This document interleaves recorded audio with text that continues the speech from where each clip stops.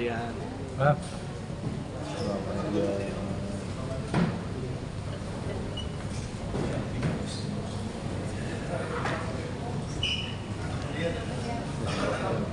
Jangan ngomong apa itu ya?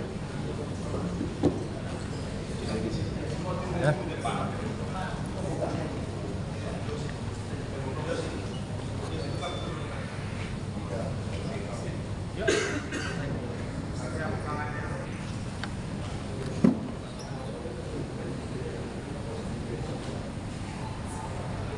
Selamat malam rekan-rekan semua.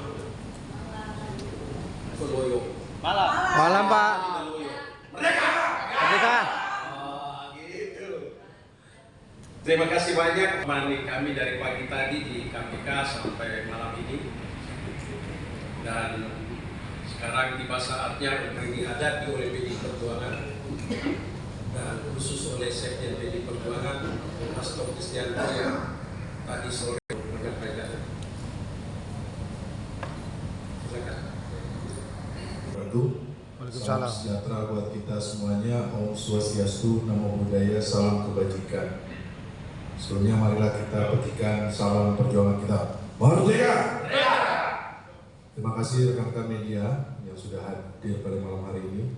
Kami dari tim hukum Mas Hasto Kristianto akan menyampaikan beberapa poin yang perlu diketahui oleh masyarakat Indonesia. Di sini hadir Pak Todung Mulya Lubis, Pak Martin Ismail, Pak Rido, dan Pak Yohanes Tobing, dan beserta DPP partai yang hadir. Terima kasih. Pertama, ini adalah penahanan politik, dan ini adalah babak baru yang kami anggap sebagai serangan terhadap partai kami.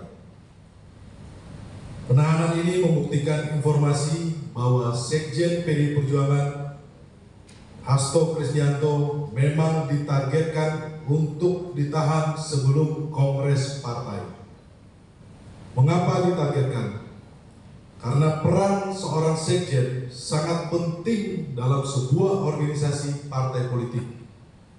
Penahanan ini adalah salah satu bagian dari operasi politik mengaut-aut partai. Tidak ada urgensi untuk melakukan penahanan. Sekjen Mas Hasto Kristianto selalu kooperatif dan kita juga masih mengikuti proses pra-peradilan. Kalau alasan untuk melarikan diri, Mas Hasto tidak akan kemana-mana dan selalu patuh dan datang setiap kali dipanggil. Sebagai sekjen partai, beliau juga sedang sibuk mengerjakan banyak agenda partai, termasuk menyiapkan kongres, jadi tidak mungkin akan lari. Terkait tindakan hukum yang dilakukan penyidik KPK dengan melakukan penahanan, kami menilai seperti yang sudah diketahui bersama, saat ini kami masih dalam proses pra-peradilan, dan dalam proses itu tersangka tidak boleh ditahan tanpa melalui hakim pra-peradilan. Penyidik KPK tidak mengindahkan proses pra-peradilan kendati Pengadilan Negeri Jakarta Selatan telah menjadwalkan persidangan, bahkan telah menentukan hakim yang akan mengadili perkara ini. Sesuai ketentuan pasal 82 Undang-Undang Nomor 8 Tahun 1981 tentang Hukum Acara Pidana menyatakan bahwa jika dalam proses pra-peradilan hakim pra-peradilan memutuskan bahwa penahanan tersangka tidak sah, maka tersangka harus dibebaskan. Jadi dalam proses pra-peradilan tersangka tidak boleh ditahan tanpa izin dari hakim pra-peradilan. Dan jika hakim pra-peradilan memutuskan bahwa penahanan tersangka tidak sah, maka tersangka harus dibebaskan. Catatan politisasi hukum. Sejak awal kasus ini muncul, semua orang bisa melihat bagaimana pada bulan Juni 2024, pada hari yang sama, Mas Hasto dipanggil oleh Polda Metro Jaya dan KPK untuk kasus dugaan hoax dan kasus dugaan suap Harun Masiku yang sudah inkrah. Pemanggilan ini sudah aneh dan ganjil karena muncul setelah Mas Hasto sebagai Sekjen PDI Perjuangan dalam banyak kesempatan menyampaikan sikap politik resmi PDI Perjuangan terkait kerusakan demokrasi yang dilakukan oleh pemerintah yang berkuasa saat itu, yakni Jokowi. Sejak itu, aparat penegak hukum menggunakan segala cara untuk menekan Sekjen. Babak berikutnya adalah sehari setelah dilantik, Komisioner KPK yang baru langsung menargetkan Mas Hasto dan langsung menjadikannya sebagai tersangka. Pertanyaannya, siapa di belakang ini semua? Dugaan kami kuat penahanan ini dikendalikan oleh pihak di luar KPK dengan menggunakan tangan AKBP Rosa di KPK. Dugaan ini punya dasar yang kuat mengingat Komisioner KPK sendiri ketika itu mengakui mengalami kesulitan dengan para penyidik yang memiliki loyalitas ganda. Dalam rapat kerja dengan Komisi 3 DPR RI 1 Juli 2024, Wakil Ketua KPK Alexander Marwata menyatakan kesulitan menjadi pimpinan KPK karena tidak tahu penyidik, pegawai KPK loyal ke siapa. Masih ada jalur perintah atau komando dari instansi asal sehingga terjadi kepatuhan dan loyalitas ganda pada perintah pimpinan. Dan situasi ini belum berubah sampai saat ini. Perlu digarisbawahi bahwa PDI Perjuangan menginginkan KPK yang independen, profesional, dan bebas dari intervensi dari pihak manapun. Kami akan mengikuti pra-peradilan karena mekanisme pra-peradilan adalah hak hukum kami dan Pengadilan Negeri Jakarta Selatan telah menjadwalkan sidang pada 3 Maret 2025. Kepada seluruh kader warga besar PDI Perjuangan, kami minta tetap tenang dan solid di bawah kepemimpinan Ketua Umum Ibu Megawati Soekarno Putri. Semua kegiatan dan aktivitas partai saat ini dipimpin langsung oleh Ketua Umum Ibu Megawati Soekarno Putri. Selanjutnya untuk pembahasan pemeriksaan hari ini akan dilanjutkan oleh Pak Magdir Ismail. Silakan Pak. Kalau mengenai materi ya pemeriksaan hari ini seperti saya sampaikan tadi, tidak ada bukti permulaan yang ditunjukkan sebagai bukti permulaan bahwa Mas Hasto ini terlibat dalam suap menyuap bersama Harun Masiku, ya, yaitu menyuap KPU, anggota KPU. Itu pertama. Kemudian kedua, dalam pemeriksaan juga hari ini tidak ada bukti permulaan yang ditunjukkan atau dikonfirmasi bahwa Mas Hasto ini sudah melakukan perintangan penyidikan. Jadi kalau dari sisi bukti permulaan tentang penetapan sebagai tersangka, ya, belum ada yang jelas dikonfirmasi kepada Mas Hasto. Sehingga, dan inilah yang selama ini menjadi argumen kami di dalam pra-peradilan. Itu yang pertama yang ingin saya sampaikan.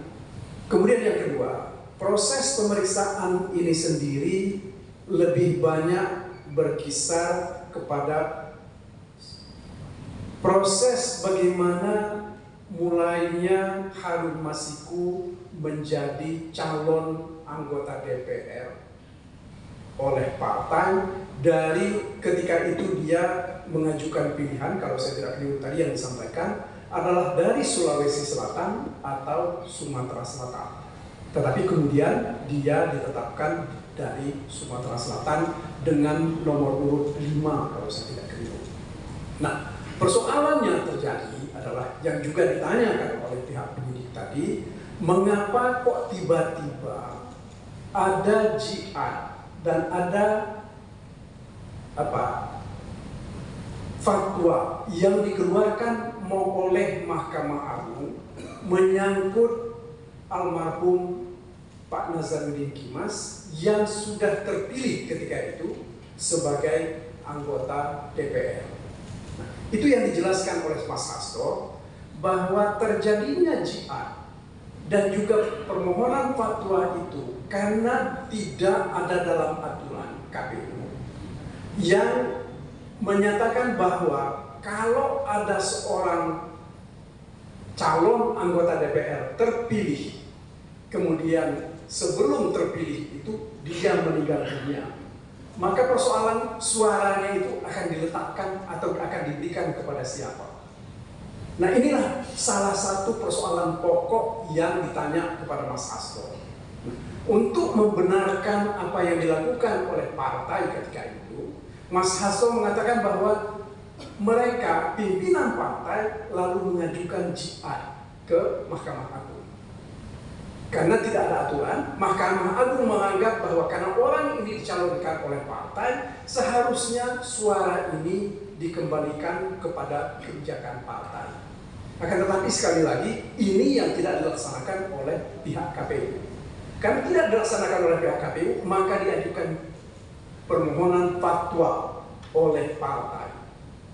Dan juga kemudian partai ketika itu juga tidak mendapat respon dari pihak KPU.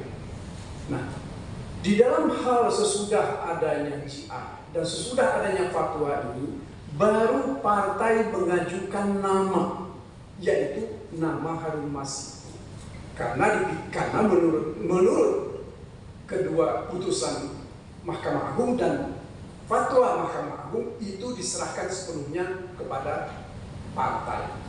Nah, itulah saudara-saudara yang ingin saya sampaikan, yang selalu dipersoalkan seolah-olah bahwa Mas Hasto ini menukangi proses ini supaya Harun Masiku menjadi anggota DPR dari partai PDIP dari daerah Sumatera Selatan.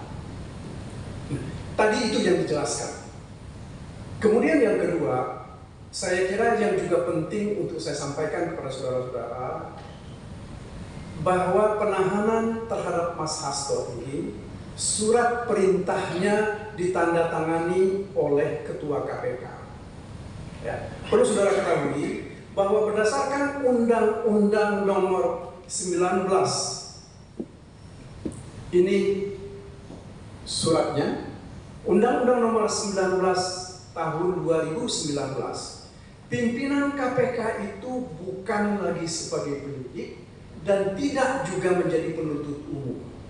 Sehingga menurut hemat kami, kalau kita tafsirkan bunyi dari pasal ini, pasal 21 ini, maka pimpinan KPK tidak bisa bertindak sebagai penyidik dalam hal ini. Karena yang berwenang melakukan penahanan itu adalah penyidik. Ya, jadi yang saya ingin sampaikan secara tegas bahwa surat perintah penahanan ini tidak sesuai dengan ketentuan Undang-Undang KPK. Kemudian saudara-saudara, yang perlu juga saya sampaikan bahwa dalam membaca dasar dari surat perintah ini adalah adanya laporan pengembangan penyidikan tanggal 18 Desember tahun 2024. Dan ini berarti 2 hari sesudah pimpinan KPK dilantik. Kemudian pada tanggal 23 Desember 2024 dikeluarkanlah surat perintah penyidikan. Artinya apa? Ini baru 5 hari mereka menjadi pimpinan KPK Tetapi mereka sudah menetapkan Mas Hasto sebagai tersangka untuk 2 perkara. Perkara pertama adalah perkara mengenai perintangan penyidikan yang seperti saya sampaikan tadi tidak ada bukti permulaannya. Yang kedua adalah perkara suap, yaitu bersama-sama Harun Masiku menyuap Wahyu Setiawan, anggota KPU. Nah, kalau kita mau lihat, ya, saudara-saudara, kalau kita perhatikan betul undang-undang tipikor tentang suap ini, selalu di situ disebut, bisa dimaknai bahwa itu ada kesengajaan. Kesengajaan itu artinya ada orang mempunyai kehendak, mempunyai intensi untuk menyuap. Artinya dia mempunyai kepentingan.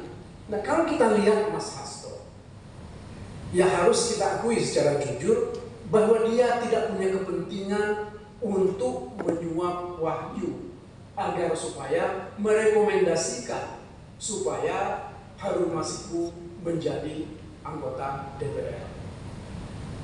Satu lagi saya kira, apa yang dilakukan oleh Mas Hasto terkait dengan surat-surat keputusan atau surat-surat yang disampaikan oleh partai itu sepenuhnya menjalankan kewenangan yang diberikan atau amanat yang diberikan oleh pimpinan partai kepada beliau sebagai sekjen.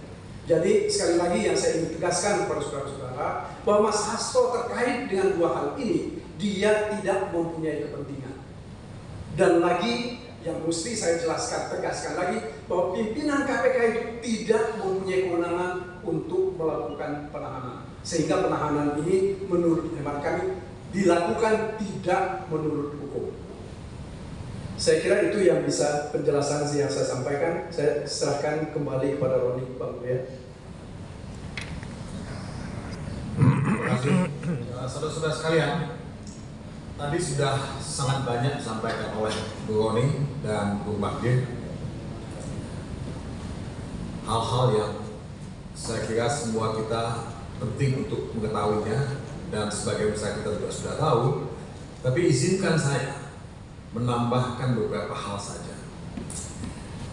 Saya terus terang sangat-sangat terkejut ya ketika dalam tayangan televisi, karena saya tidak hadir di gedung KPK pada hari ini, melihat Sekjen PDIP Hasto Kristianto mengenakan rompi oranye dan turun tangga ke bawah. Saya bilang ini sama sekali tidak kita harapkan ya. Karena proses pra-peradilan itu akan dimulai pada tanggal 3 bulan Maret ini. Kalau kemarin mahasiswa dari UI dan lain-lain mengatakan Indonesia gelap, saya kira saya ingin ya mengecho ya, kembali pernyataan itu bahwa Indonesia memasuki zaman-zaman yang gelap dalam penegakan hukum ya. Dan kasus Hasto yang seharusnya tidak terjadi, penahanan yang menurut saya merupakan apa ya, pelanggaran hukum atau disrespect of the law, sikap tidak hormat KPK terhadap hukum, itu adalah pelanggaran yang sangat fundamental gitu. Tadi saudara Edi Skodi sudah mengatakan bahwa pra-peradilan yang sudah kita daftarkan ke pengadilan di Jakarta Selatan dan sudah ada nama hakim yang ditunjuk untuk mengadili itu akan dimulai pada tanggal 3 Maret ini. Dan itu sudah diketahui oleh umum. KPK juga sudah tahu. Kalaulah KPK comply dengan hukum, melaksanakan hukum itu sesuai ya, dengan apa yang ditulis dalam ketentuan hukum itu sendiri, KPK tidak boleh melakukan pemeriksaan. KPK juga tidak boleh melakukan penahanan. Dunia melihat perkara ini, kita semua melihat ya, apa yang dilakukan oleh KPK. Jadi saudara-saudara, sikap disrespect of the law yang dilakukan oleh KPK ini tidak mendinginkan situasi, tidak membuat kita percaya pada hukum. Justru sikap disrespect of the law dari KPK ini membuat kepercayaan kita terhadap hukum dan aparat penegak hukum termasuk KPK itu jatuh ke titik akhir. Dan betul-betul ya, memalukan kita sebagai bangsa. Jadi ini menunjukkan bahwa kalau KPK tidak tunduk pada hukum, ya, tidak ada kesimpulan lain yang bisa dibuat selain mengatakan bahwa aroma politik sangat kental pada kasus Hasto Kristianto ini. Ya. Kalau kita melihat apa yang terjadi di gedung KPK, begitu banyak aparat kepolisian yang hadir, seolah-olah ini perkara kriminal, ya, kelas kakap teroris, ya. Dan menurut saya ini menunjukkan satu sikap yang berlebihan dari pihak kepolisian yang tidak perlu terjadi. Ya. Kalau pihak KPK lebih arif dan bijaksana, dia kan bisa menunggu 1 minggu. Proses peradilan itu sangat cepat, speedy trial 7 hari. Apa salahnya menunggu 1 minggu ketimbang melakukan pemeriksaan dan penahanan? Nah, inilah saudara-saudara yang saya katakan sebagai satu sikap disrespect of the law. Saudara Hasto Kristianto punya hak hukum untuk melakukan upaya-upaya hukum yang tersedia dalam hal ini pra-peradilan, dan itu dia lakukan. Dia comply dengan hukum. Tetapi yang tidak comply terhadap hukum itu adalah KPK. Nah, kalau saya mengajukan pertanyaan yang sifatnya hipotetis, ya, hypothetical, bagaimana nanti kalau putusan pra-peradilan itu mengabulkan permohonan kami? Karena pra-peradilan itu kan adalah tempat kita untuk menguji, mentes keabsahan penetapan tersangka yang dilakukan oleh KPK. Ketika pra-peradilan memutuskan, ya, menerima permohonan pra-peradilan kami, kan itu berarti penetapan tersangka itu tidak sah. Nah, hal-hal semacam ini kalau terjadi, kan KPK mempermalukan dirinya sendiri. Ini yang saya kira sih bisa kita lihat, ya, sebagai sikap tidak, ya, arif dan bijaksana, sikap disrespect for the law yang dilakukan oleh KPK ini. Jadi saudara-saudara, tidak salah kalau banyak yang mengatakan bahwa politisasi dalam kasus Hasto ini sangat kasat mata dan sangat berlebihan. Dan ini sudah menjadi sasaran tembak. Ya. Jadi menurut saya ini bukan pendidikan hukum yang baik, ya, buat kita sebagai bangsa. Ini justru akan menimbulkan atau meningkatkan suhu politik, ya, yang seharusnya bisa kita hindari.